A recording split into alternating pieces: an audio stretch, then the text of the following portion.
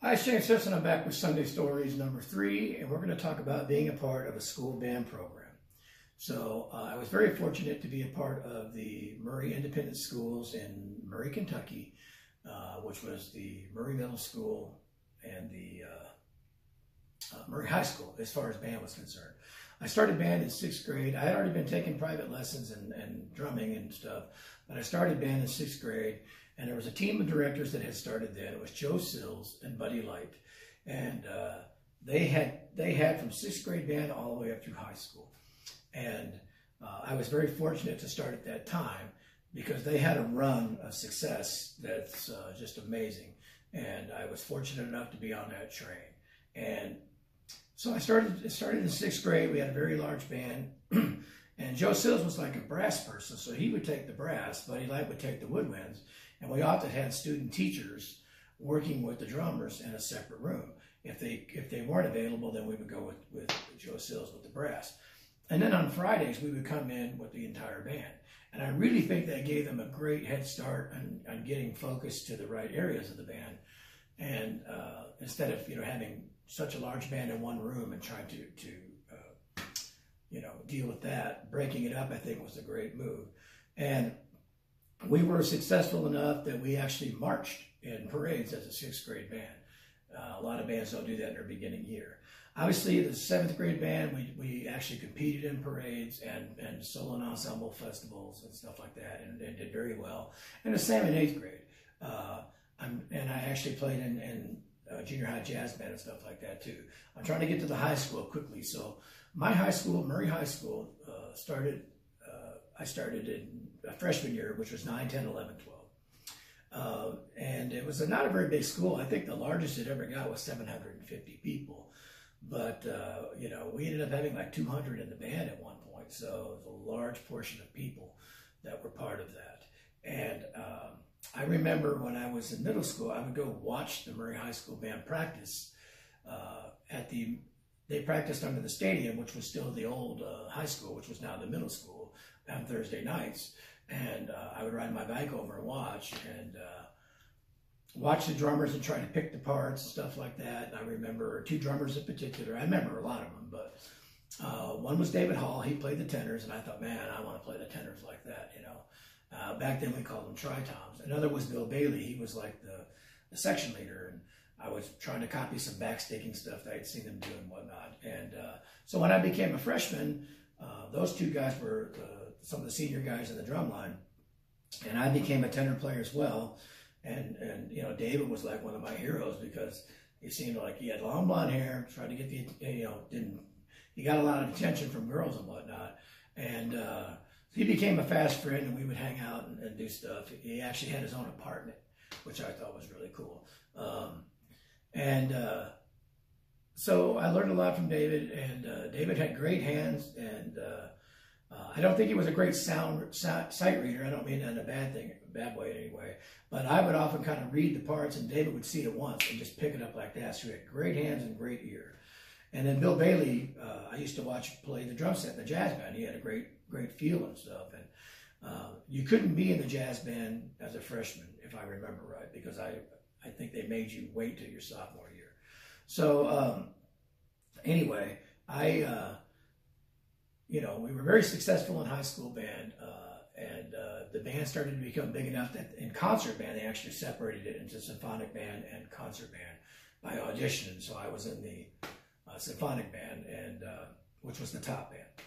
And I always participated all along the way in solo and ensemble festivals. We did a couple of percussion ensemble pieces. I always did solos and whatnot. And any kind of honor band, like the All District and All State and Quad State and stuff like that. So I was a member of all those kind of things too. My sophomore year of school, David had graduated and Bill graduated. I was playing the tenors, and we went to the Bands of America National Championship and won that year. At the time, that was in the summer. It was in Whitewater, Wisconsin. Now it's in November. It is in Indianapolis. That was the second year they ever had it. We were fortunate enough to win. I can't tell you how much of a feeling it was to do it. I just had so much pride, and I couldn't believe that this group of people all worked for that and achieved it out of this little school, you know, and I'll never forget it. It was definitely one of the high points in my life. But also, there was a point where it was one of the most frightening, because as we went there, I went to watch a band practice when we got there, and it was the previous year's champion and probably the odds-on favorite to win again. They were called the Live Oak Emerald Regime out of Live Oak, California. And I saw their drumline practicing, and I was floored. They looked to me and sounded to me like what I saw on the drum corps tapes I had watched in the band room. Joe Sills used to play drum corps tapes during lunch. And that was my first exposure to the drum corps before I had actually started watching him practice and whatnot. And these guys were dynamite. Their drumline looked like I was watching the Blue Devils or something, and I was just freaked out. And I was really worried, but fortunately, we won the contest by 5/100ths of a point. Now, they smoked us in drumline, and I'm not saying our drumline wasn't a good drumline. They were just an amazing drumline. But we were fortunate enough to win the contest and become the national champions. So, you know, not everybody gets to say they're a national champion in their high school band. And in my junior year, we were fortunate enough to get into very, very successful marching band. But because I had seen Live Oak's drumline, I went to Joe Sills while we were in Whitewater and said, I want to change the drumline. I want to be the section leader. I want to do a bunch of different things. He said, it's all yours. So I changed the look of the drumline. We went to level drums. I wrote a bunch of the parts. I tried to steal licks I heard off of recordings and whatnot. And the drumline became a little bit different, and apologized to the members of the drumline. Love you all, but at the same time, I was pretty mean to everybody. I expected them to be what I was. I wanted them to have the passion I had, the ability I had, the drive I had, everything. And that's just not reality. But I kudos to them for stepping up to the plate. We did actually win a bunch of drumline awards starting my junior year. And again, the band was very successful. My junior year, we were also fortunate enough to go to the Midwest Clinic as invited to play the jazz band. Got to go. And I was a jazz band drummer then, and my sophomore, junior, and senior year, and I got to go and see Louis Bellson. Louis Bellson was one of our guest artists, and I was just floored. So there's one of my drumming heroes, which leads to another story, which almost 20 years later, I think it was 18, I got to do a drum battle with Louis Bellson in Boise, Idaho at an outdoor jazz festival concert. So, and I'll get to that in a different story. So anyway, in high school, a third director joined the team. His name was Frank Schwab. So we had Joe Sills, Buddy Light, and Frank Schwab.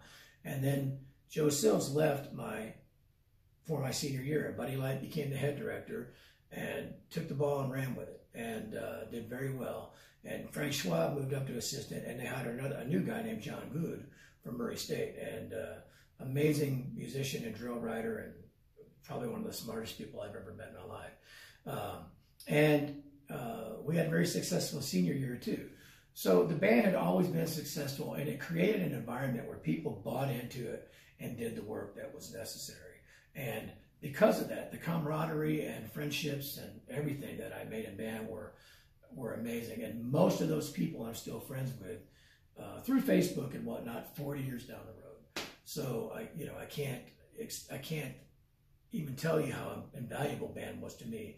I learned so many things that I still use to this day about being disciplined on certain things and being in time and on top of things and taking pride in some of the stuff that you do.